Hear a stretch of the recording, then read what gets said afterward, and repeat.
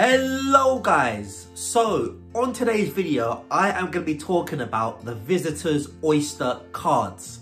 So the last Oyster card video that I recorded got a lot of views and it's till this day my most viewed video. So today I'm going to answer all your questions about the Visitors Oyster card. In the meantime, don't forget to like, comment, share and subscribe. Sit back and enjoy the video. Let's go. So, you cannot buy a Visitors Oyster card in London. You can only buy it online from the Visit Britain website, and from there you can order how many Oyster cards you want to order. I'm going to show you right now a little tutorial on how to buy it. If you're coming to London and you haven't got enough time for your Visitors Oyster card to arrive, you can just go to a tube station and buy a normal Oyster card. I believe the cost is £5 or £10, but you can buy it and then top up as much money as you want, and you can use it wherever you want as well.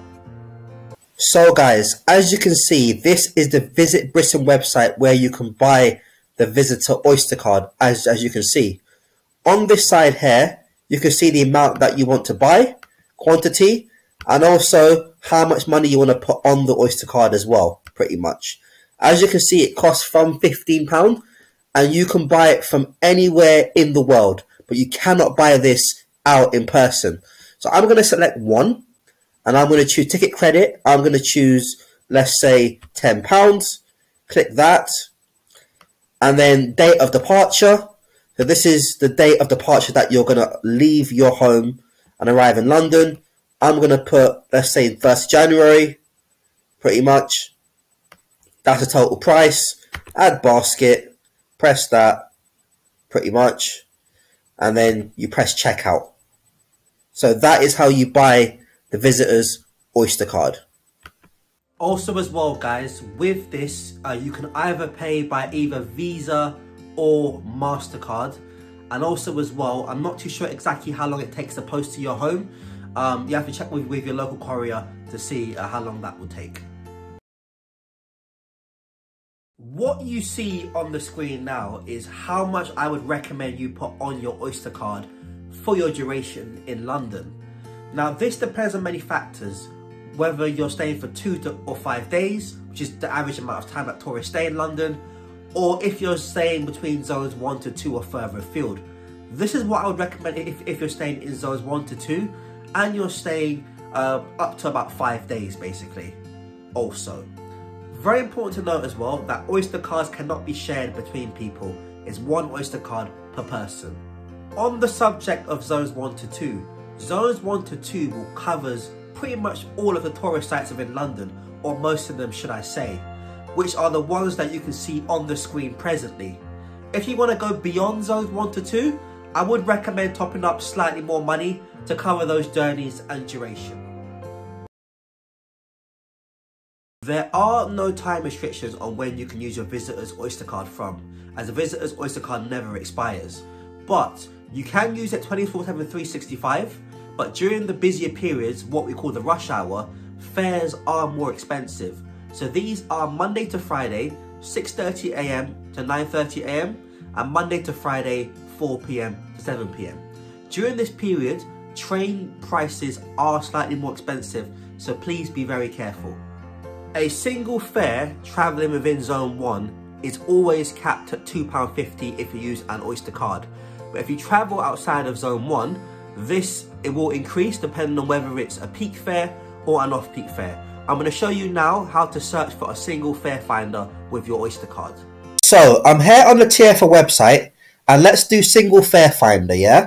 So I'm going to do Liverpool Street to Stratford with an adult fare. As you can see, you have the options here of various ticket types. I'm going to do adult Oyster, yeah? Let's press show single fares. So I've pressed that and I scroll down.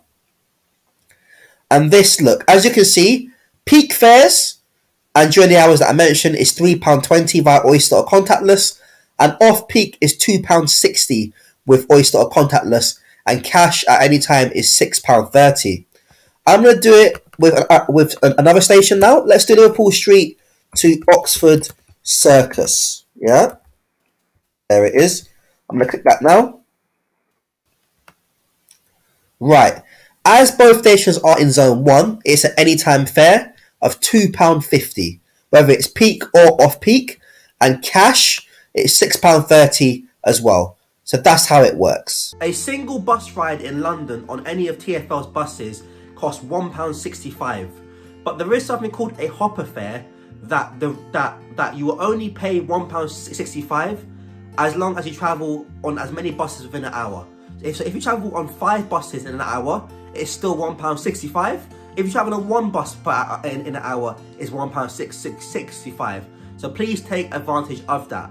I'm going to show you in a second the actual caps now for buses and trams in London, alongside the caps for the trains as well, regarding the zones. Here you can see the daily caps for train travel inside of London's zones 1 to 6. So it says zone 1 to 6 because all of London pretty much falls within zones 1 to 6. But as you can see on the screen here, depending on what zones you're traveling in, these are the caps. In terms of where you can top up your Oyster cards, you can top it up at any London Underground, London Overground, Docklands Light Railway, and most national rail stations inside of London. You can also top them up as well at many off licenses around the city, which are around 4,000 Oyster ticket shops around London. And also as well, you can do it at the visitor centres as well, basically. But once you get into any train station or any location where you can top it up, there should be signs there, and just follow the instructions. Before I talk about getting refunds on your visitors' Oyster cards, it's important to remember that your funds on the card, the amount of money you have on the card, never expires. So you can use it to your next trip to London whenever you want, whether it's in 1 year, 2 years or 10 years. But these are the various ways in which you can get refunds on your visitors' Oyster card. The first thing you can do is go to a local tube station and go to the machine and get a refund there. I believe it refunds, up, I'm not sure the amount, but I think it's up to £10, I think it is. I believe it takes up to 48 hours to process to get your refund. The second thing you can do is go to a visitors centre around London. Here you can go with your visitors' Oyster card and you can process a refund there, give your details and get that done. And the third thing you can do is you can post your card to TfL with a note asking for a refund, and they will process that there. They will take your details and then go through from there. But I'll make a separate video on this very, very soon. That is it, guys, for today's video. If you enjoyed it, don't forget to like, comment, share and subscribe. I've got many, many more of these types of videos coming soon. Stay tuned. And also as well, please watch some of my other videos that I'm going to put in the comments below. Feel free. My name is Shay and I'll see you soon. Walk with me. Let's go.